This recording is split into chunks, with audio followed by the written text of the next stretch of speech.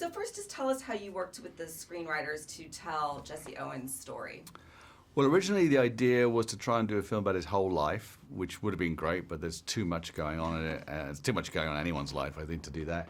So I worked with the writers before, and I brought them in, and we talked about narrowing it down to these 3 years, from the end of 1933 to the Olympics in the summer of 1936, and to tell a story where he goes from being really a boy into a man, and to try and help the audience understand how this kid, this reluctant hero who just didn't care about being famous or didn't care about the spotlight, who just wanted to run so he just didn't feel the burden of oppression that you would feel in those days when you were living on the wrong side of the tracks and being African American at the same time.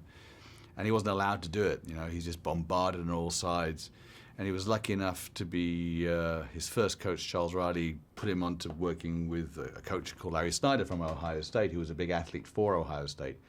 And, we found Jason Sudeikis to play his role because he was the right age. I didn't want someone sort of who felt like a father figure, because they became best buddies. There's only 15 years difference in their ages. And so, finding Stefan, who has this outward kind of form of grace, and Jason, we based really the film around their relationship. So that's what, as writers and as filmmakers, that's where we wanted to aim, is about the two of them. But in the background are all these other great, amazing stories about the Olympic Committee, and we have Jeremy Irons and William Hurt, and we have the Nazis' point of view of this film, because for them, it was a really huge deal. They spent the entire budget of their country on these Olympics to put themselves on the map. They invented the modern-day Olympic format, and they used the new social media of the times to explode onto the scene as a political party. And of course, Jesse Owens comes right in and just destroys it for him. And instead of being called the Nazi Olympics, they called the Jesse Owens Olympics. And talk about the actor who plays Jesse Owens and what he brings to this role. Well, Stefan, was one of the first people I met on this worldwide kind of look for things. And so, because you meet someone first, you go, it can't be him, right? And then very soon after, he was going off to do Selma, and I thought, God, it's him.